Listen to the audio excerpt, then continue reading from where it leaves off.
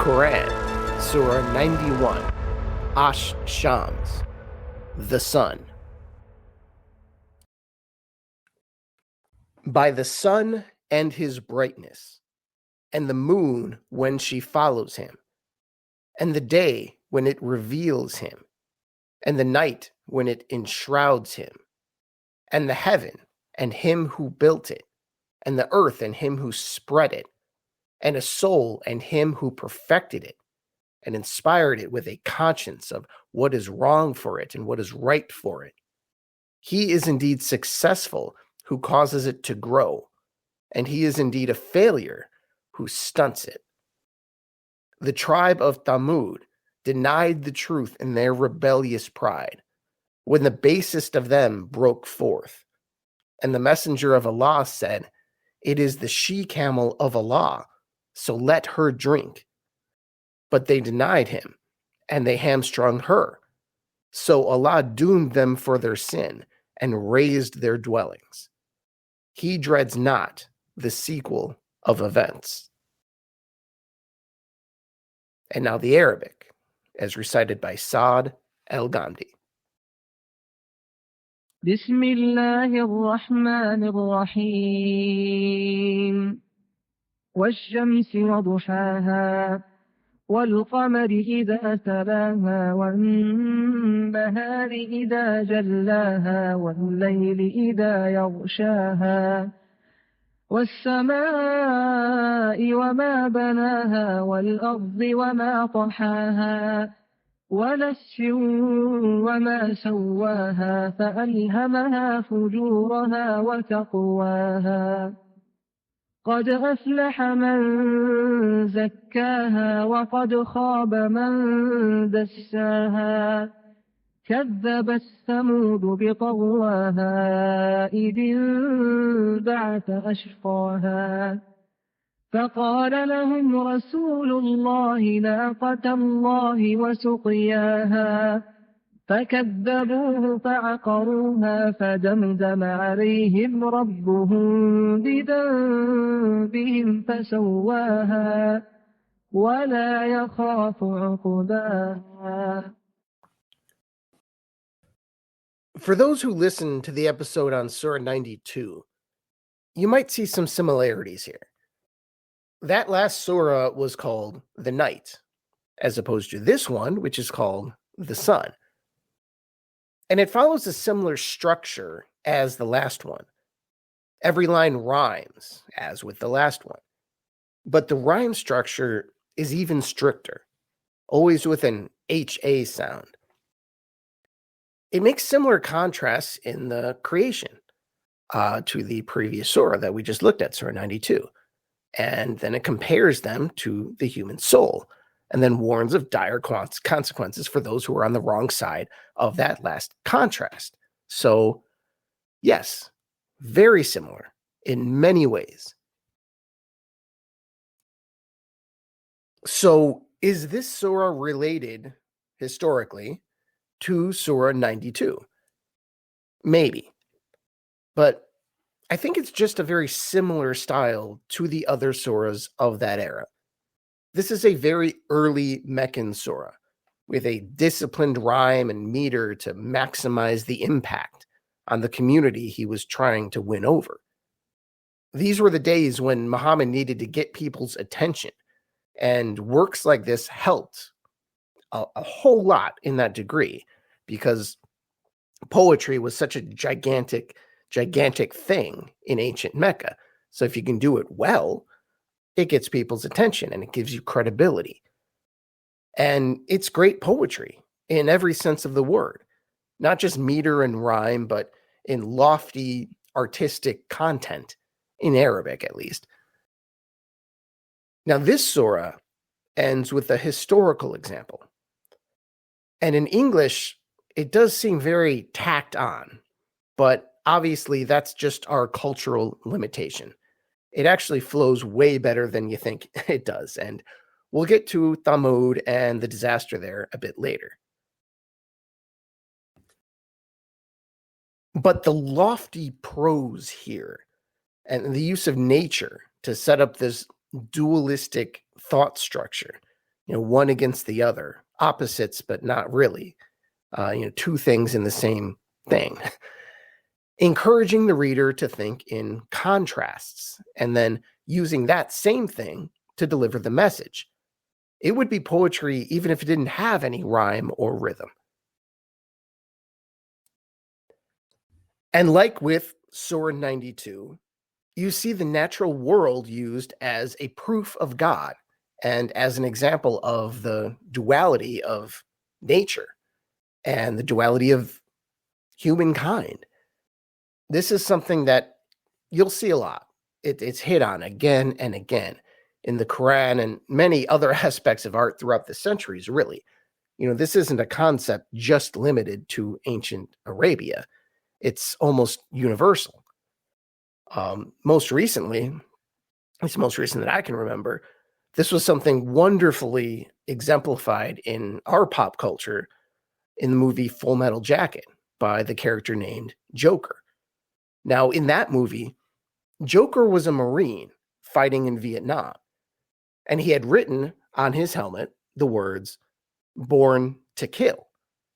And on his uniform, he wore a peace symbol. Now, at one point, a somewhat humorless commanding officer asks, "Is that some kind of sick joke?" And then he replies, "Oh, I was suggesting something about the duality of man." And from our vantage point, maybe it was also a commentary on his character, the duality of Joker himself, because Joker inhabited one body, but he had two very different things within it. There was the humor that earned him his nickname and his warmth and his concern for his friends, but also the man who shoots a woman in cold blood. Fair warning, that movie is a Stanley Kubrick classic, but certainly not for everyone, and definitely not for kids or those who don't want that raw of a peek at some of the darker aspects of our species. So, going back to the Quran's use of this same thing, of this duality in a single entity, it's a similar concept. It's describing one world, but look at what's in the world. The sun and the moon. This is right at the beginning of the surah. These things do not occupy different worlds, the sun and the moon, especially in a world before advanced astronomy, when we actually knew what was out there. They're in the same world and always there. Same with day and night. Then we see that concept advance to the heavens and the earth with the words, "and the heaven and him who built it, and the earth and him who spread it." Now, the Quran is not talking about heaven as a concept here. In this use, heaven is a physical thing and not the place you go when you die. It's everything a human sees and does not see when he looks up. The sky, the planets, the galaxies, the cosmos. Similarly, lines 7 and 8 tell us that God built the human soul within the same parameters, an ability to see the distinction between right and wrong, and the freedom to choose right and wrong, and the desire for right and for wrong. This is something embedded in the human soul, this capacity for good and the capacity for evil. Now, there are many lines in this surah that are extremely tricky for a translator. You may have noticed in the first few how the translator I used actually used, say, sun and moon as he and she to, accentuate the contrast. They don't all do that. Some of them just say it. But in this one, the ones that are really hard have to do with the human soul. Because here's how these lines that I'm talking about, this is lines 7 and 8, right? This is how it usually reads. It says something like, "And by the soul and the one who fashioned it, and inspired it with discernment of its wickedness and its righteousness." And that's great. But in Arabic, that's not exactly what it says. If you're going to say it much more literally, somewhat literally at least, it would read like this: and by the soul and him that fashioned it, and inspired it with its immorality and its desire to protect itself. Remember that last line, and inspired it, meaning the soul, with its immorality and its desire to protect itself. Now compare that to the previous translation I gave you and see if you can notice the subtle theological difference there. The second one is literally saying that God is inspiring immorality. Now, any Christian clergyman would read that and go, whoa, whoa, whoa, slow down. That cannot possibly mean what it says. Why? Well, common sense and blasphemy. And our religion would be very different if God were out there inspiring evil. Surely the text means something slightly different. And Muslim translators see this too, and they make the alterations accordingly. And that's not necessarily some diabolical plot to make the Quran look better. And this is what I mean when I say you need to read religious texts as a whole, particularly ones that rely on story and or poetry. You know, sometimes certain words are used just because they sound better. This isn't some, 1,000-word treatise of precise theology. Because, come on, is God really inspiring wickedness? No, that's insane. Really, the rest of the Quran would kind of refute that concept in general. And again, that's why the translators translate it the way they do. Because be it a Christian God or a Muslim God, the creation is what creates evil and is responsible for evil, not God. But both these things, good and evil, dwell within a single person. Just as the sky has the sun and the moon, and the earth has a day and a night, and the world has an earth and a sky, and so on and so on and so on. Now, this being an early Meccan surah, it may have been very important to drive these concepts home to people who might not be familiar with the set of moral universe we all live in, the set of moral concepts that we all live in. And we live in it because, all these years later, we grew up in the Judeo-Christian worldview, and it's so omnipresent, no one even notices it. Even if they know nothing about the Bible or religion, they're in it. Even if a majority of, say, a European country, even if they say they don't believe in the biblical God, they still live in his ethical universe, whether they believe it or not. Because, quite honestly, secular ethics, it's made some valiant attempts, but in the end, secular ethics and all that is just the slow-witted stepchild of religion. Really, if its parents don't stay right on top of it, it will wander off a cliff or float off into space. So imagine you're in a world where Christianity had not taken root, and you want to instill a bunch of primitive Vikings with the biblical concepts of God and morality and soul and the importance of it. Well, where do you start? You start at the beginning, at the very basics, the most basic elements of nature. It's really good technique that Muhammad is using here, or the Quran is using here, or a combination of both. It really is. So this surah talks about the soul and then provides a historical example to give to the people. And that's where we get to the story of the tribe of Thamud. It's something historical, something concrete that the people can relate to. I know that when you read this story in English, like I've mentioned before, this seems tacked on, out of place. But again, in the Arabic, it flows perfectly with the rest of the poem. That's just something to keep in mind. But, this story is the closer to kind of bring these concepts back to the real world. to tell the Arabs that, hey, this is not just some in-the-sky thing. Defying God has some very, very real consequences. So, Thamud. What happened to Thamud, this ancient tribe in Arabia? Of course, at the time for them, not very ancient. There was a prophet named Salah who was sent to these people.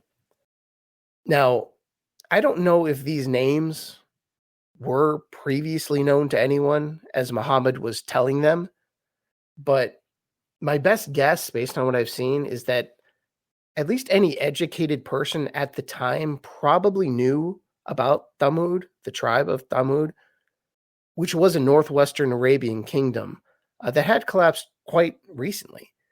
So I'm just kind of assuming the name was known. But the story and this person, Salah, I'm not really sure where all that came from.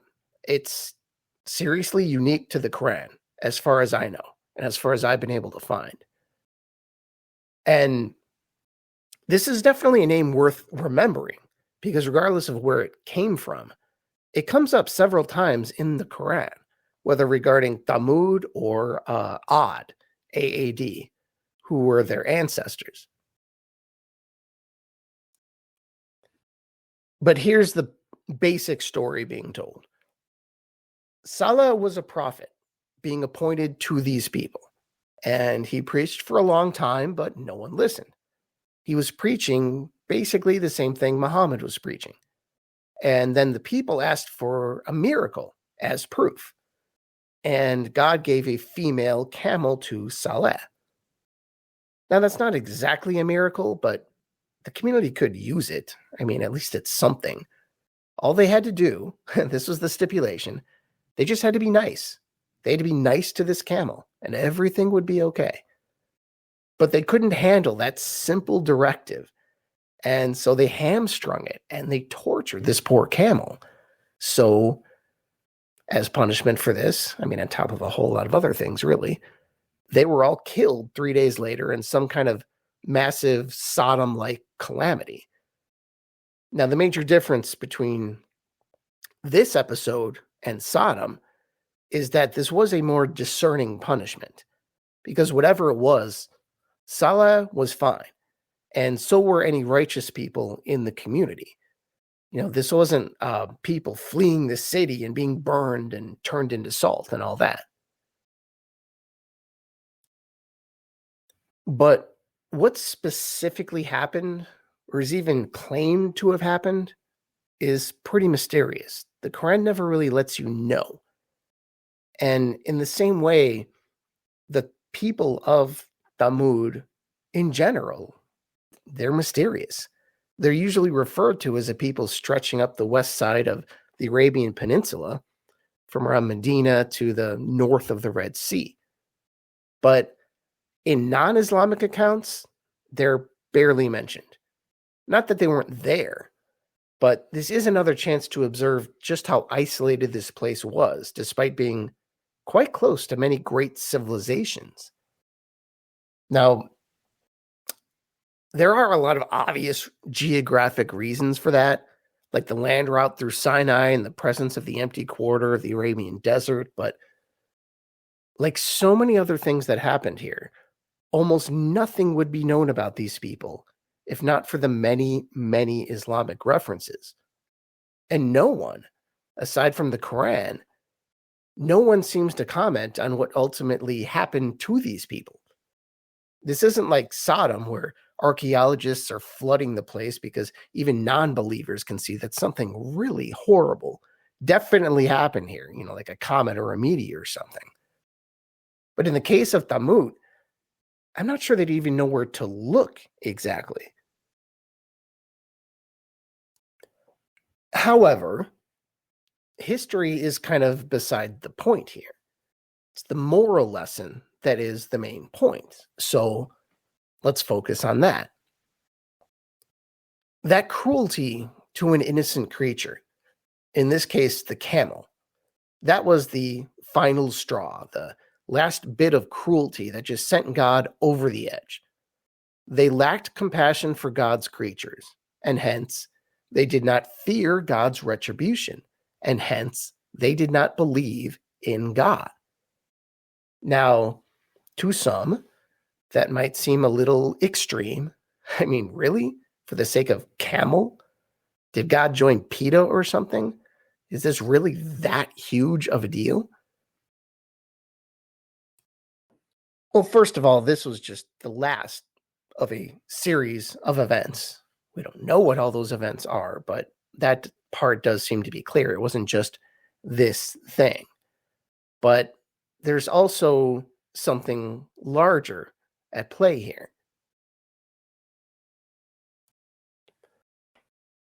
The innocence and the helplessness of the camel points to a larger truth here.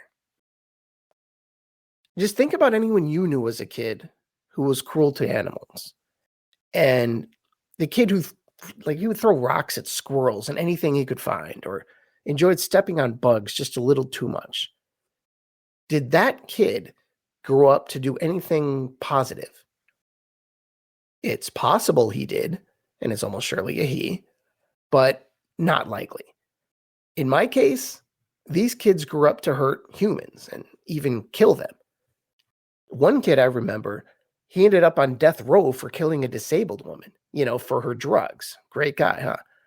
And there was another guy who almost surely killed a few people before he ended up running from the cops and dying in a crash. It was pretty gruesome, actually. These things, they don't usually come out of nowhere. And when you look back, you come home one day and they say, oh, such and such did this. And you're not really surprised, not remotely surprised. You're like, oh, well, that sounds about right. It's pretty easy to see that kind of thing coming. Now, the same thing applies here.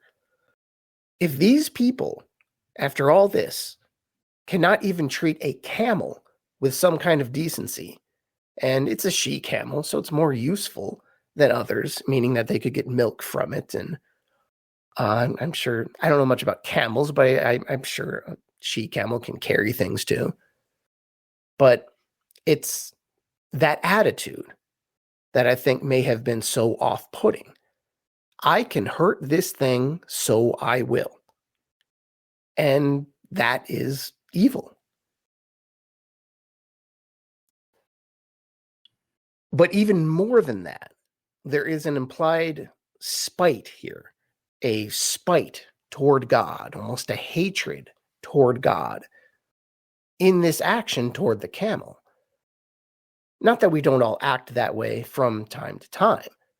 I'm sure many a Muslim imam has centered sermons around this camel and the fact that we should be careful that we are not hamstringing figurative camels from God. A Christian preacher would do the exact same thing if we had this material. But this was just another level of spite and the final straw, so to speak. This wasn't carelessness. This was a direct confrontation with God, and you are not going to win that.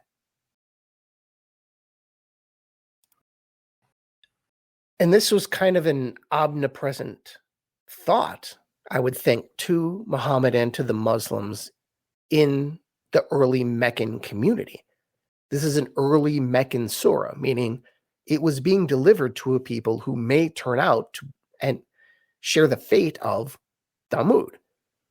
I'm sure that was Muhammad's worry, or at least one of them. Mecca might be going down this route of pretty much directly confronting and denying a prophet of God. Now, Mecca was actually quite lucky. They would live to tell the tale. And they lived quite well, actually, considering the circumstances. But this was early on. And Muhammad, I'm sure, never saw any of that coming.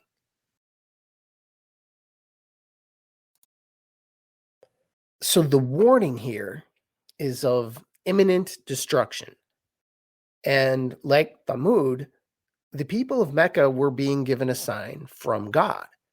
Muhammad would have said the sign from God is the Quran itself. This thing I am telling you right now. Muhammad's message would be the camel, in the story. And at this point, very few people were listening. And that's why it closes this sermon. It's saying, hey, the one who created you can just as easily destroy you. As in, I am the Lord your God. I brought you into this world, and I can take you out of it. Thank you, and I'll talk to you next time. Inshallah.